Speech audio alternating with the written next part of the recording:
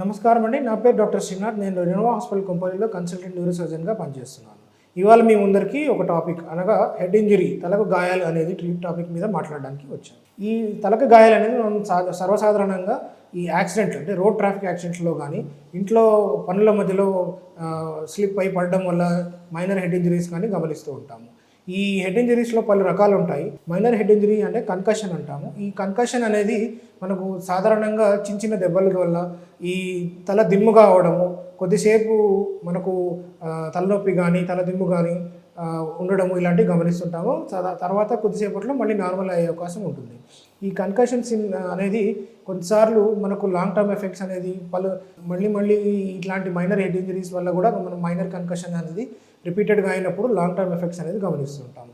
సాధారణంగా అయితే ఈ మైనర్ కన్కషన్ వచ్చినప్పుడు కొద్దిసేపు రెస్ట్ తీసుకొని, ఒకవేళ తలనొప్పి కానీ అలాంటి కష్టాలు ఉన్నప్పుడు మందులు వాడుకోవడం, రిలీఫ్ తీసుకొని మళ్ళీ నార్మల్గా ఉండడం చేయగలుగుతాం. ఎప్పుడైతే ఈ హెడ్ ఇంజరీ అనేది సివియర్ టైప్ మనం గమనిస్తుంటామో, ఈ రోడ్ ట్రాఫిక్ యాక్సిడెంట్స్ కానీ, హై వెలాసిటీ యాక్సిడెంట్స్ కానీ, ఫాల్స్ ఫ్రమ్ హైట్ అంటే చాలా ఎత్తు మించి కింద పడడం వల్ల తగిలే దెబ్బలు కానీ మనం చూస్తుంటాము. ఈ హెడ్ ఇంజరీస్ అనేది కొన్నిసార్లు మనం వార్ ఏరియాస్లో కూడా ఈ బుల్లెట్ అండ్ షరాప్నల్ ఇంజరీస్లో కూడా చూస్తుంటాము. సర్వసాధారణంగా చూసేది మనము ఈ యాక్సిడెంట్లో జరిగే హెడ్ ఇంజరీస్ని మనం చూస్తుంటాము. ఈ హెడ్ ఇంజరీస్లో మనకు బయట నుంచి గమనించినట్టయితే స్కిన్ ఇంజరీస్ అంటే లాసరేషన్స్ కానీ, స్కిన్ కంటూజన్స్ కానీ, స్వెల్లింగ్, స్కాల్ప్ ఇంజరీస్ కానీ చూస్తుంటాము. సాధారణంగా ఇవి మనకు బయట నుంచి ఒక లక్షణంగా గమనించాల్సి వస్తుంది.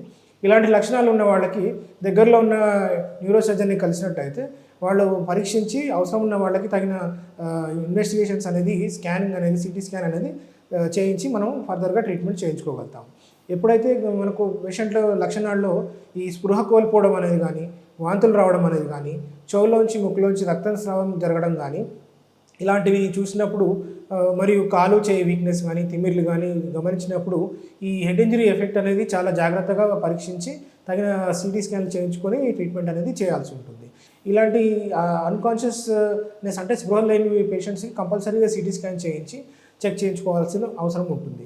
ఎప్పుడైతే మనం ఈ సిటీ స్కాన్ చేయిస్తామో ఈ సిటీ స్కాన్లో ఉన్న రిపోర్ట్స్ అంటే ఈ ఫైండింగ్స్ని బట్టి మనం ఫర్దర్గా ట్రీట్మెంట్ అనేది చేయాల్సి ఉంటుంది.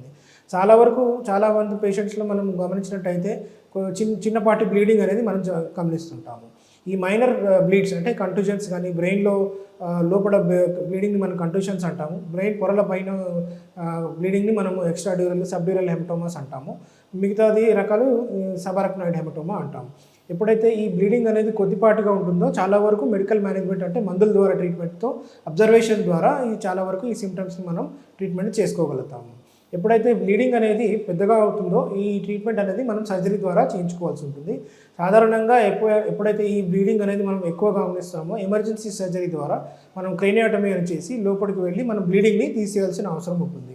లేదంటే మనకు ప్రాణాపాయ స్థితి కలిగే అవకాశం ఉంటుంది. ఎప్పుడైతే సర్జరీ చేస్తామో ఈ బ్లీడింగ్ తీసిన తర్వాత కూడా చాలామంది పేషెంట్స్కి ఐసీయూలో అబ్జర్వేషన్ అనేది చేయాల్సి ఉంటుంది.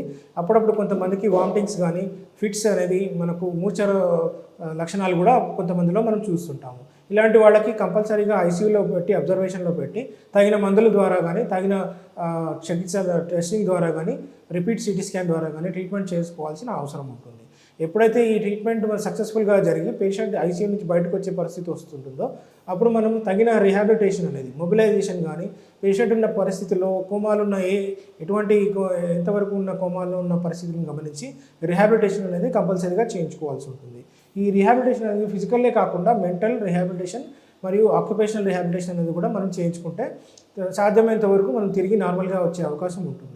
చాలా వరకు మనం ఈ హెడ్ ఇంజరీ పేషెంట్స్కి మనము కొంతమందిలో మనం ఫిట్స్ అనేది గమనిస్తూ ఉంటాము. చాలామంది మందుల ద్వారా జరిగే ఈ ట్రీట్మెంట్ని అశ్రద్ధ చేయడం వల్ల ప్రాబ్లమ్స్ తెచ్చుకునే అవకాశం ఉంటుంది. కాబట్టి ఈ న్యూరో సర్జన్ అడ్వైస్ తీసుకొని ఎన్ని రోజులు అయితే తగిన ట్రీట్మెంట్ అనేది అవసరమో కంపల్సరీగా అన్ని రోజులు వాడినట్టయితే చాలా వరకు ఈ ప్రాబ్లమ్స్ మనం తప్పించుకోగలుగుతాము. మళ్ళీ నార్మల్గా లైఫ్ అనేది చేయించుకోగలుగుతాము. Thank you.